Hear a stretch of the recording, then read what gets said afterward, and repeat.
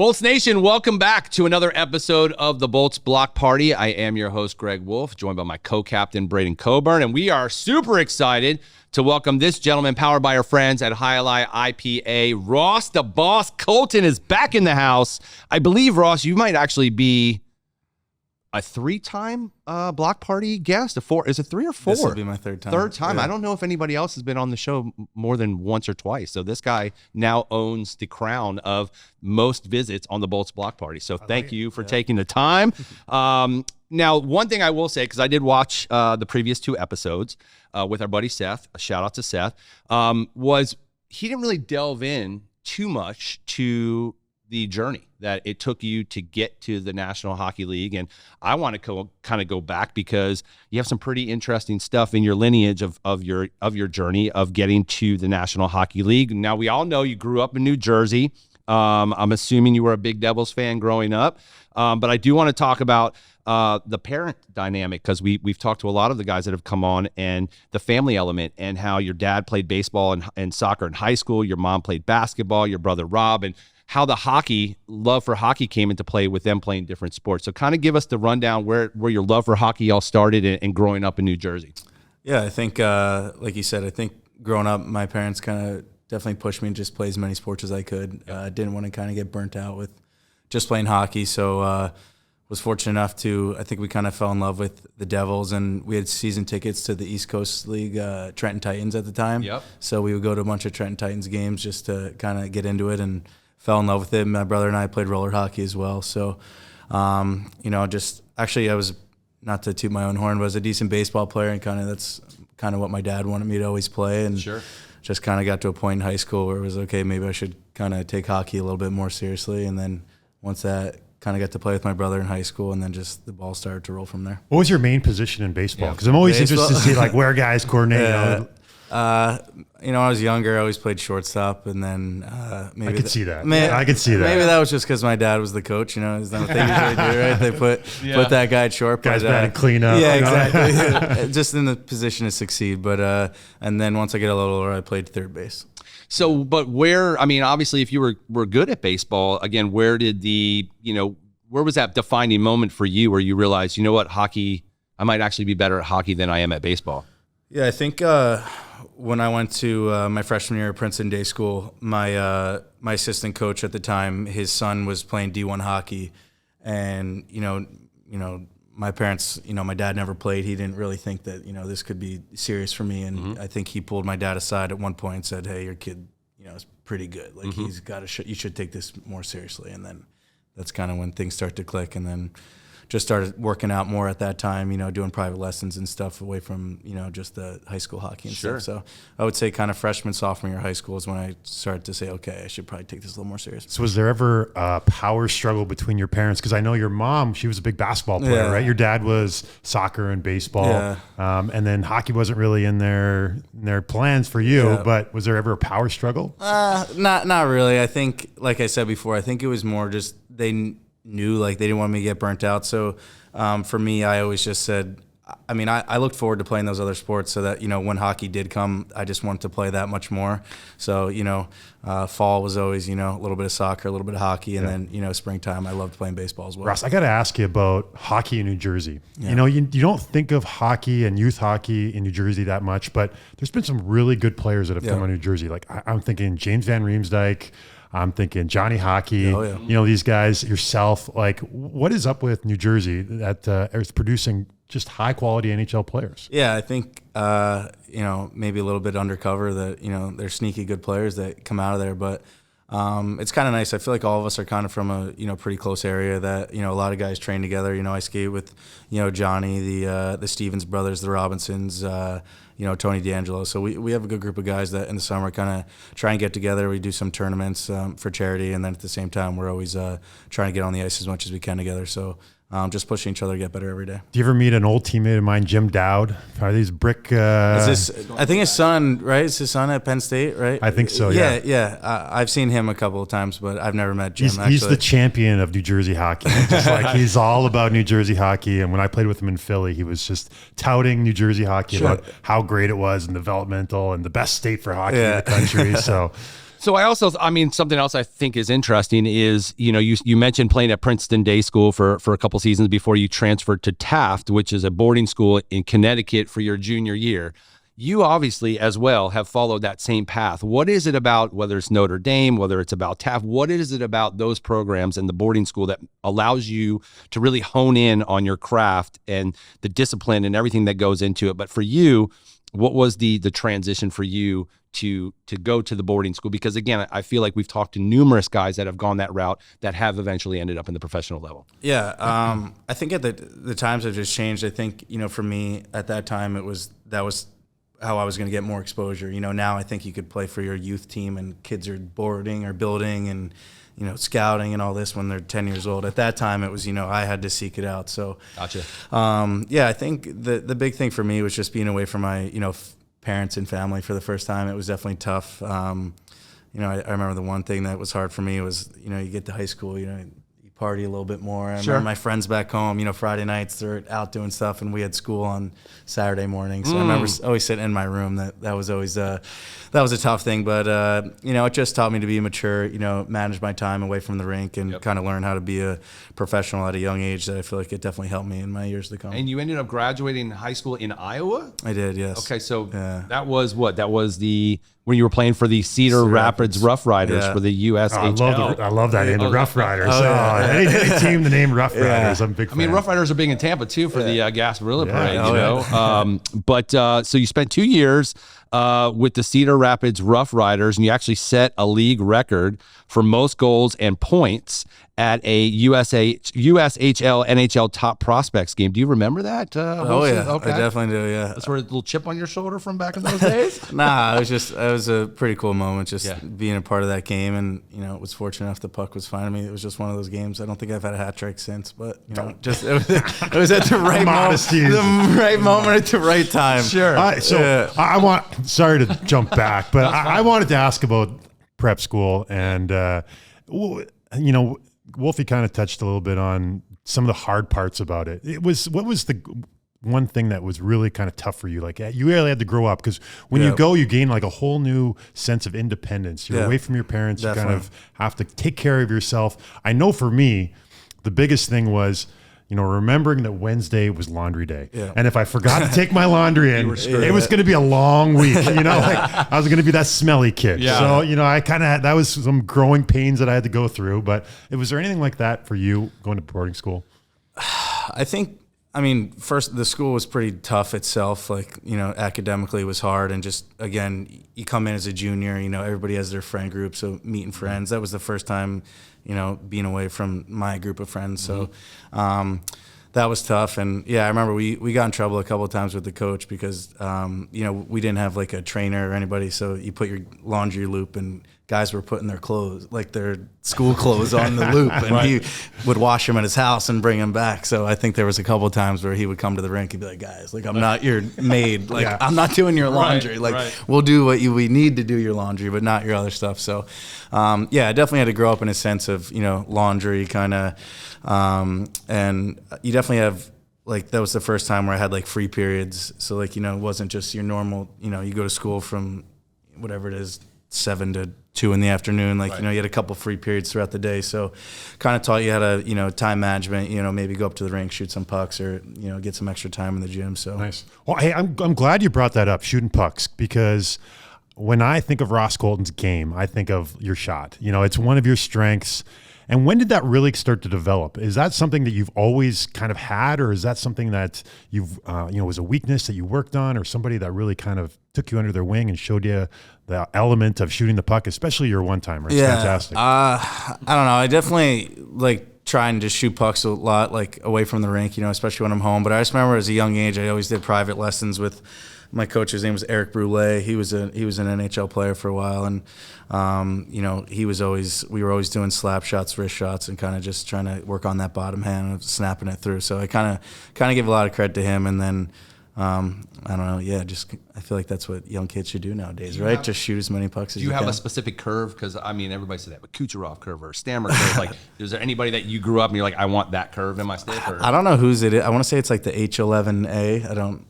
Does that Kobe sound the- Kobe? Yeah, Does that sound right? I don't know who's like what the name on it was. But What about a setup? Like 'cause we talk to, well, we don't talk to him, but we know from Kucherov, he's got a great setup in his garage where he goes in there and he works on his craft and shoots pucks. And I know a lot of people have that. Do you have something like that, or did you have something like that growing up? You know, Sidney Crosby shot pucks into an old washing machine. You know, did you have a place that you shot pucks and honed your craft? At the rink, we had like a dry land area that, you know, it was kind of nice. But I just remember growing up, kind of my dad bought like the little piece of the plexiglass or whatever, and then, you know, had the net in the driveway, and then we put up a little net behind it so that, you know, pucks. You didn't destroy the garage? Well, no, but there was a couple of times where, you know, my neighbor actually ran like a landscaping business, and, you know, so his grass was always, you know, pristine. And there was one where I guess he shot the you know, hit the post, and, you know, you lose the pucks in the grass or whatnot, and he had a puck lodged in his fence and around his pool for a while, so I don't think he was thrilled about that, but whatever you're gonna do. The folklore of Ross Colton in the fence. That's awesome. Okay, so we talked about the growing up and we're the at the Rough development. Riders. We're at the Rough Riders. We're in the now. Rough Riders. So obviously you set goals. You're on everybody's radar, and you're selected by the Lightning 4th round, 118th overall back in 2016 in the entry draft. But then following the draft, you played 2 seasons with the Vermont Catamounts before signing that entry-level deal with the Bolts. Talk to us about that whole dynamic. Obviously, we'll get into the Syracuse Crunch and the crew that you developed with them there. But what was that like for you? Obviously, signing with the Lightning. Go back to that day where you got signed, but then obviously taking that talent to the Vermont Catamounts and developing your game a little bit more. What about the draft too? Yeah. I know because the draft for your draft year was in Philadelphia, correct? Was it? I want to say it was Buffalo. Buffalo. Okay, but you didn't go to the draft. No, I didn't go. I heard the story that you guys were out doing guard work and your brother was watching. No, so like, I remember just talking, I guess he was my advisor at the time.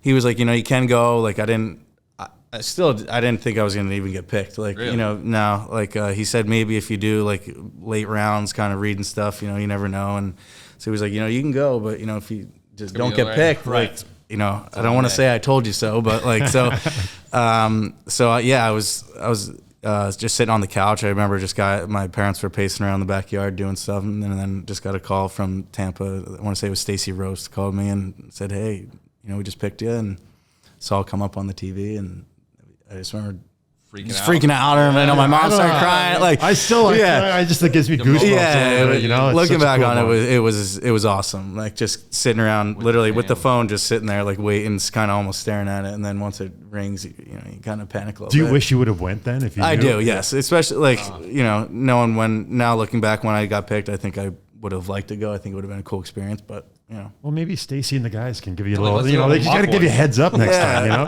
Hey, we're thinking about, you know, a little mid-round action here. And Tampa, I only talked to them, I want to say like twice. Like, you know, I forget which scout it was. He came to one of my games in Cedar Rapids, talked to him after a game, and then. So you weren't really on their radar? No, I don't. Not like they were one of the. Not that I didn't talk to them at all, but I want to say somebody called me from Tampa. Couple days before the draft, maybe that should have been a sign. They said, "Hey, are you coming to the draft?" And I said, "No, I'm not." And then that was it.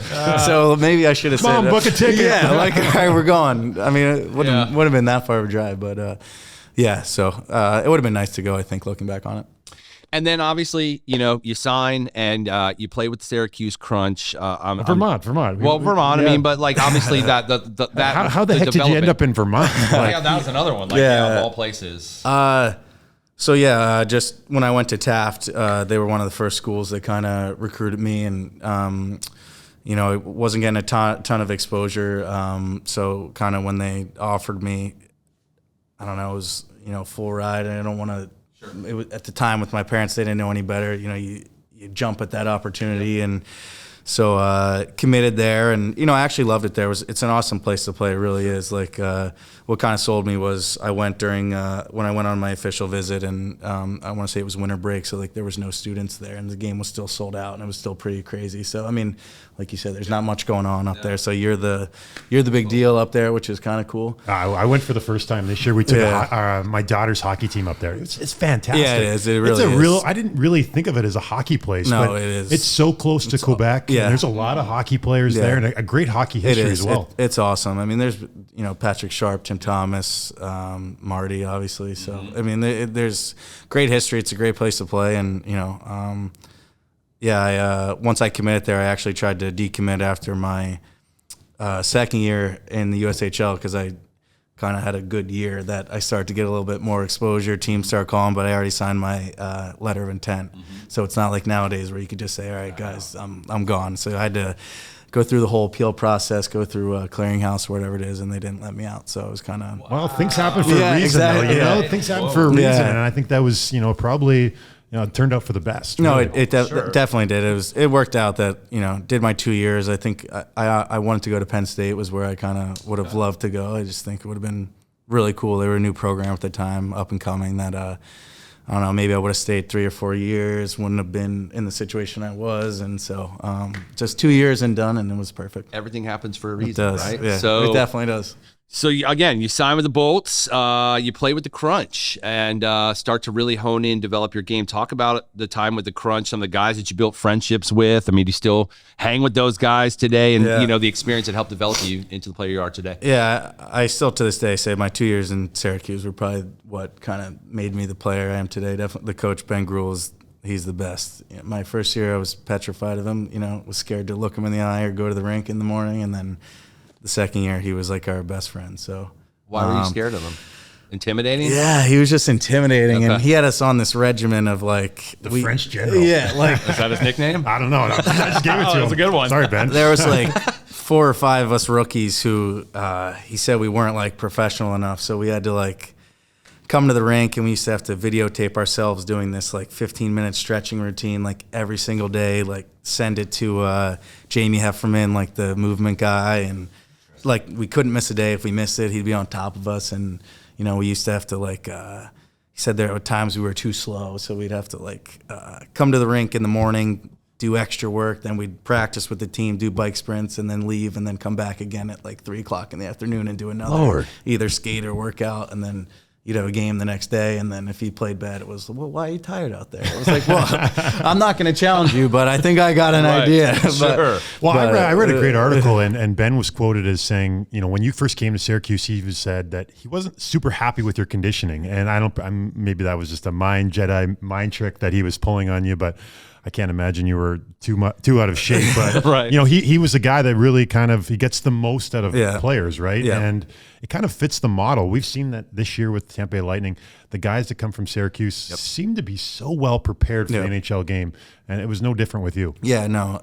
Again, like he was hard in that sense, but it was like we needed that because again, especially being with Tampa or Syracuse, like you see the lineup they have, like you're not going to come in and there's only so many Kucherovs or Stamkoses that to fit that mold of the game you want to play. He said, I remember he always told me like, I want you to play like Yanni Gourde, like play like Yanni Gourde.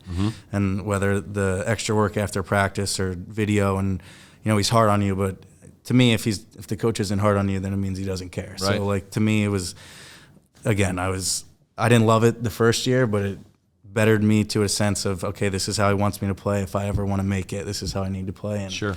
So it was awesome. So who are some of the guys that you still have great friendships with to this day? Yeah, Taylor Radish, still one of my best friends. Yeah, Boris Kachuk, Daniel Walcott, and now I'm good buddies with Darren Radish as well. Just I guess he was here. Yeah, the Raddies. Yeah. Were those some of the guys that were in that little group of yours that were getting it was kind of a little bit taste of the pro game? Yeah, me, Ratty, who else? I want to say like Otto Sompi, Cal Foot, and BB was the only one he loved. I think it was that French connection. He was never in it, So he was, got the pass. First power play, first line. He loved him. We're like, what? This guy's got it made, Right. So it was, it's funny, but yeah, I think that's what formed our friendships. Was we used to just kind of get together, do our stretches, and leave the rink, and be like, this guy hates us. We're scared of him, and then it all worked out. All right, Ross, do you still do the stretches? I don't. No. Well, I do, but Ben, just don't listen to this. a shortened version of it, and I'm not videotaping myself sending it. So obviously, your second season with the Bolts, we like to call you Mr. Game 5. I mean, I can only imagine how many times you've replayed that in your mind.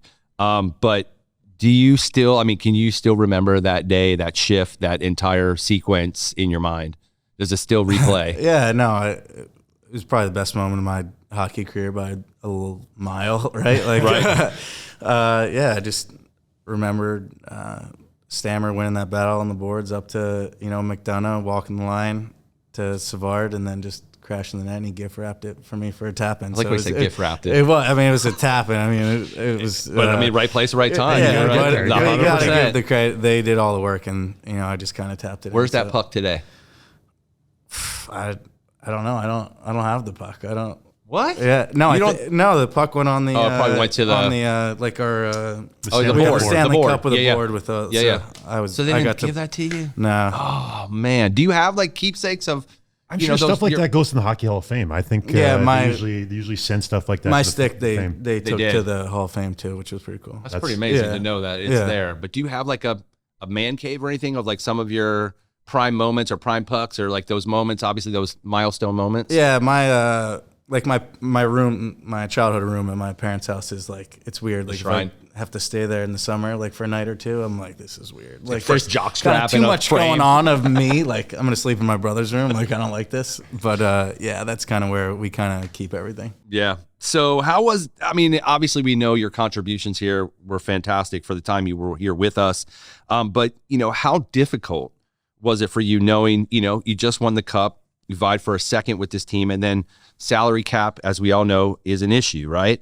And then you get traded to the team that we lose to, right? So how is that dynamic? Because again, you're riding such a high with this team, and you know that salary cap is going to be a problem.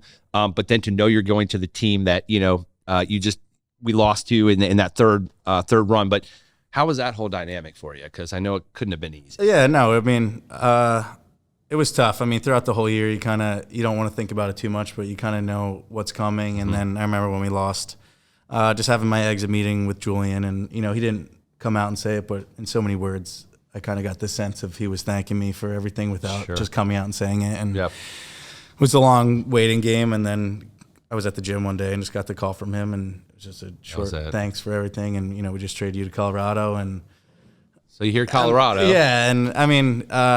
Again, it stinks to leave. You love playing here, the weather, the fans, the history of everything, and they've given me a chance to come to the league. I can't be more thankful for my time here, obviously. Sure. But I think just knowing it was Colorado, I know that they have a great team. Gonna be able to compete for the years to come. That there could have been way worse places to go to, and I've loved every minute of it so far too. Why did you change from 79 to 20? Well, 79 was just the number that I got when I came to the league, and then I thought about changing after my first year, but I feel like some family and stuff had some jerseys that I was like, I'll just keep it. Okay. Save everybody some money. Yeah, I don't really need to. I think it's kind of cool. Like not too many guys where there could be worse numbers. I think too. Sure. But 20 was my childhood number growing up. When I had the season tickets to the Trent Titans, my favorite player, Ben Stafford, wore that number. So it's always a story. Yeah. It's always a backstory. So I switched back. That's cool. Yeah. So you go from one championship team to another. Mm-hmm. I want to know, what are the similarities and differences between the two organizations?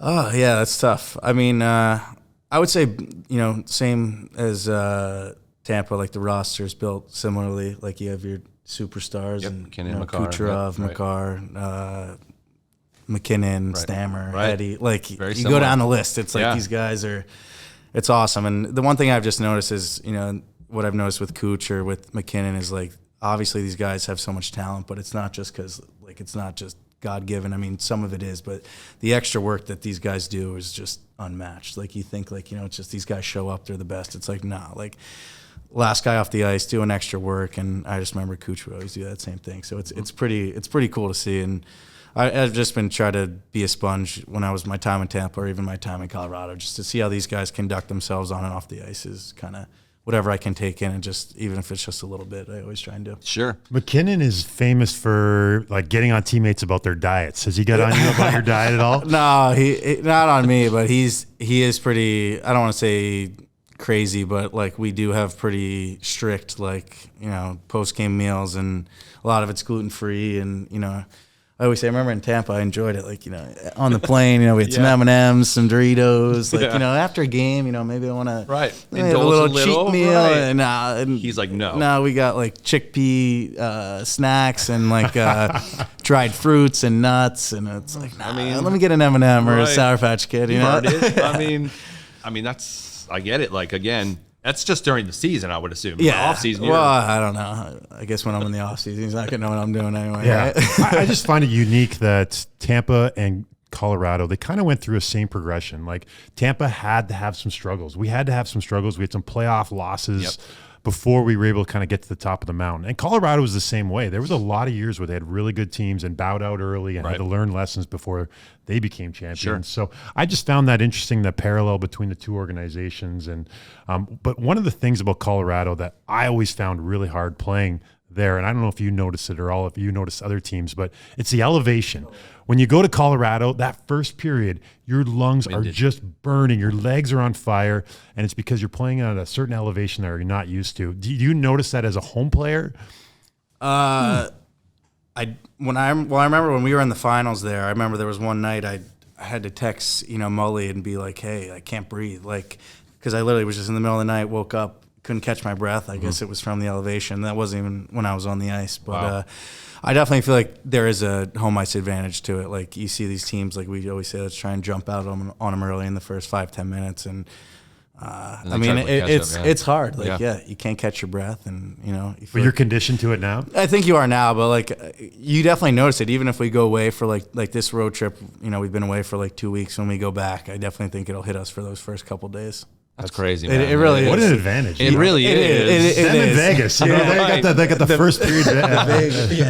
Vegas, I think, is worse. Everybody's having their team parties out there. So Not a whole lot of beaches either in Colorado. So, I mean, how's that adjustment been for you? Yeah. Well, it's funny. I never went to the beach in my time here, which is interesting. Actually pretty good. Yeah. It should have been a factor for you. Right. He's been in the beach or not. He likes the New Jersey beach. He's a Jersey beach Jersey guy. Shore, yeah. I do live down the shore in the summer, so I think that's why. But no, it's weird. The weather, we were just talking about it. It's it'll be 60 and sunny one day, and then it's -2 and snowing in 3 days. So right. It's weird. You don't know how to balance weather. We have that time your stuff. sometimes, though. Yeah. The great thing about Denver, though, is I think it's the most sunshine of anywhere in the country. Is. Yeah, I believe it is. More than Florida, the Sunshine State? I honestly think it is. Yeah. That's crazy. I didn't know that. You wouldn't think it that. should have been another fact or fiction. It's like the most sunshine.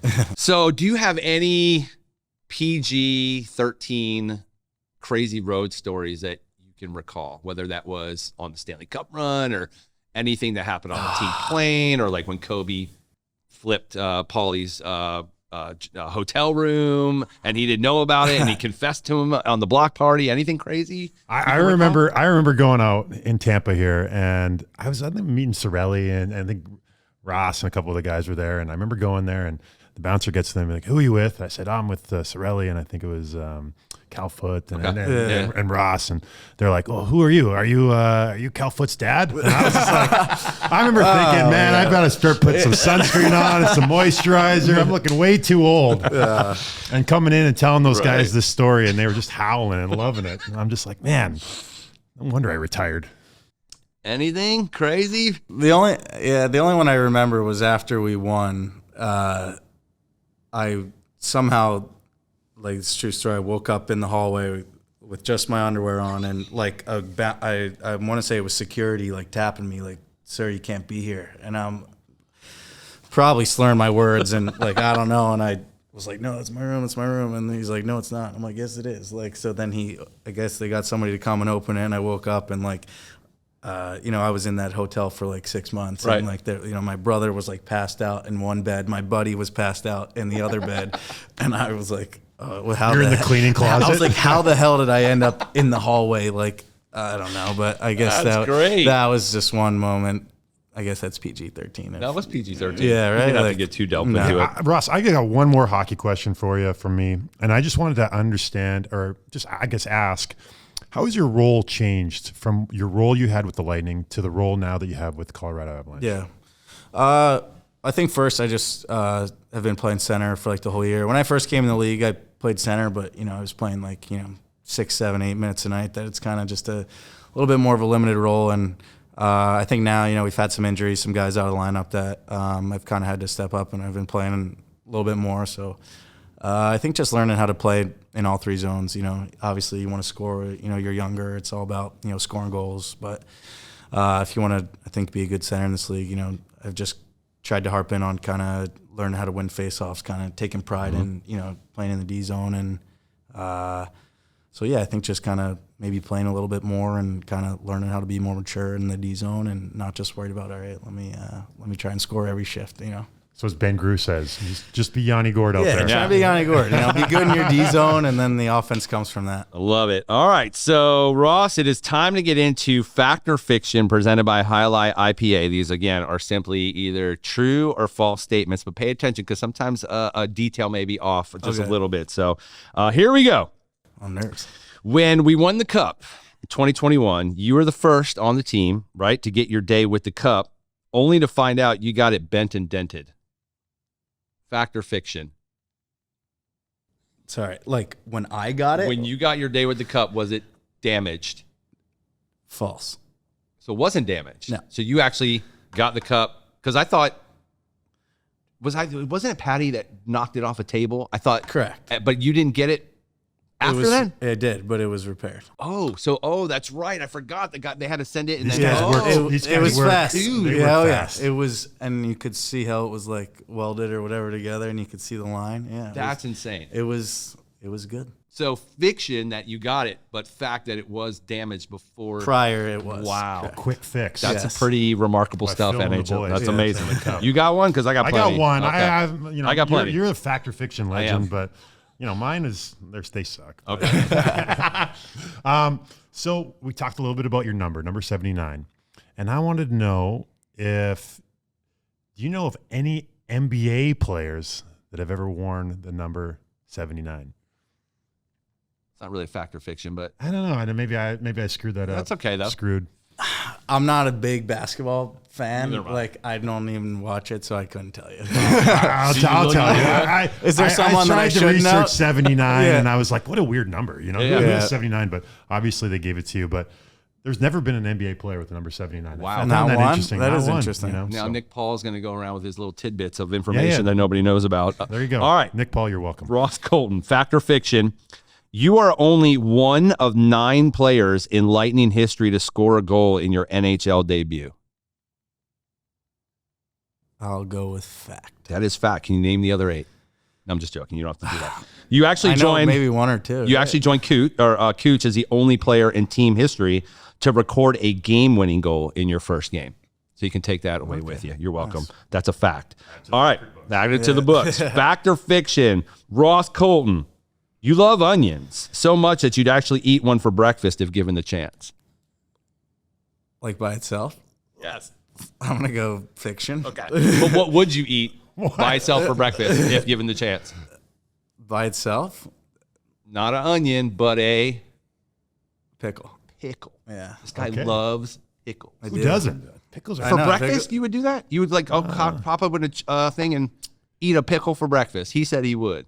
Yeah, probably not. Okay, Yeah. that's what I'm saying. If there was like nothing. Was it Blake Coleman? Yeah, pickles. Yeah. Pickle I mean, if there was juice you would nothing drink else, between periods. I would eat one. Okay, Like, fair enough. They were sitting around. All right. Ross Colton, fact or fiction, you have family members who are professional cornhole players. In their eyes, fact. Your uncle? Yeah, I've heard about the Summers cornhole tourneys. He takes it a little too serious, and I'm pretty competitive myself. So like whenever it's over, and there's some beer involved or something, it kind of gets a little too heated than it probably should, but makes it fun. Full contact cornhole. Yeah, literally. Watch out, Colton household. All right, and finally, Ross Colton, fact or fiction? When you were with the Tampa Bay Lightning, your favorite in-game element was when the kids drew the pictures of the players' headshots for Kids Day and trying to figure out who was who. That's fact. That was 100% fact. I still can picture your face dying live. It was Corey Perry. I think you were trying to figure out who it was. Or I want to say it was maybe hilarious. Sorelli. It was There Sorelli. one. That's what we didn't know if it was supposed to be funny or not. I thought it was hilarious. You were dying It laughing. was, But I that's know. what made the bit so funny. Of course it's supposed to be But funny. then I felt bad because it was like, kids. he tried really hard on this and it just wasn't good. We do it every year. He's not going to be an artist. It's, it is what it is. He was also 3 or 4 years old, so give him a couple years. Well, we got a new edition of the block party. You got to draw the host, Ross, here you go. Here's a marker. Oh man, awesome! Thanks. So listen, we didn't want to take too much of your time because we know you've got things to do here while you're in town. But myself and Kobe, the whole crew, we thank you for taking the time to stop in with us again. The third time. Very generous with your time. Yeah, it's not easy to peel across a little bit of time when you're on the road like this. So thank you, man. And the Bolts Nation appreciates you for sure. We miss you. We wish you the best, only when you're playing against us. We don't so much, but we do wish you nothing but success the rest of the way for your career. And anytime you're in Tampa, you're more than welcome to come by and hang out with us. Sweet. Thank you so much. Appreciate it. Ross Colton here on the Bolts Block Party, again, powered by our friends at Highlight IPA. And we appreciate you guys checking in, and we'll see you guys next week.